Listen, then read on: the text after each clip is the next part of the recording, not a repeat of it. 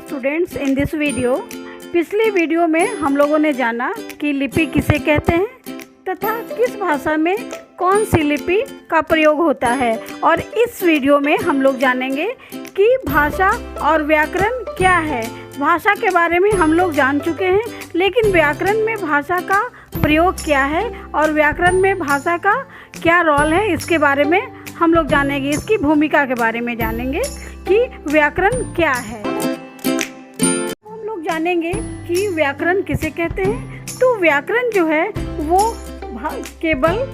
भाषा केवल शब्दों के समूह को नहीं कहते हैं। अगर शब्दों का समूह हो तो उसे हम लोग भाषा का नाम नहीं देते हैं। भाषा केवल शब्दों का समूह नहीं है। भाषा में शब्दों के अर्थ होते हैं तथा ये शब्द वाक्यों में एक व्यवस्था से प्रयोग किए जाते हैं।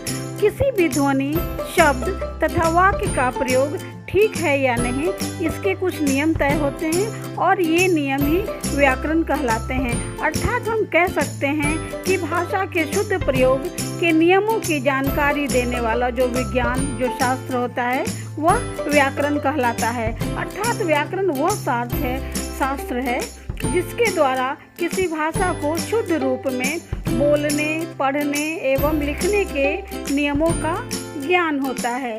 तो अब हम लोग इसके बारे में जानेंगे कि भाषा के कितने अंग होते हैं, क्योंकि हर चीज़, जैसे हर पेड़ का अपनी अपनी शाखा होती है, अपना ब्रांच होता है, उसी तरह से व्याकरण का भी अपना 4 अंग है। 4 प्रकार के व्याकरण है।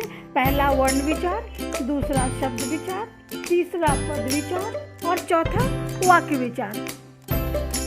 और इसके बारे में हम लोग विस्तार से जानेंगे कि वर्ण विचार, शब्द विचार, पद विचार और वाक्य विचार। व्याकरण का जो प्रथम अंग है वह वर्ण विचार है और वर्ण विचार के अंतर्गत इसके भेद, उच्चारण, इसकी वर्तनी इत्यादि का अध्ययन विस्तार पूर्वक किया जाता है।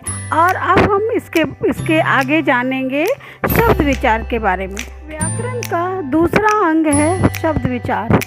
शब्द विचार के अंतर्गत शब्दों की रचना, इसकी उत्पत्ति, इसके भेद, लिंग, वचन की जानकारी हमें इसमें मिलती है। इन सभी चीज़ों की जानकारी इसके अंतर्गत आती है और ये इसमें शामिल है। जानेंगे व्याकरण के तीसरे अंग के बारे में, पद विचार।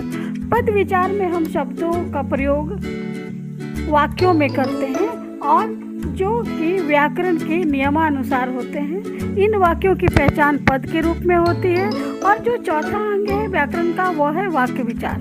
वाक्य विचार में वाक्यों की संरचना, उसके प्रकार, इनका विश्लेषण एवं कई प्रकार के विराम चिन्ह इत्यादि के बारे में बताया जाता है। तो अगले वीडियो में हम सब ये जानेंगे कि वर्णों के कितने भेद होते हैं। जैसे वर्णों के भेद होते हैं स्वर और व्यंजन, उनके बारे में विस्तार से जानेंगे। तो स्टूडेंट्स, अगर आपको ये मेरी वीडियो अच्छी लगी हो तो इसे लाइक करें और कमेंट करके बताएं कि आपको ये वीडियो कैसा लगा। शेयर करें और मेरे चैनल को सब्सक्राइब करें।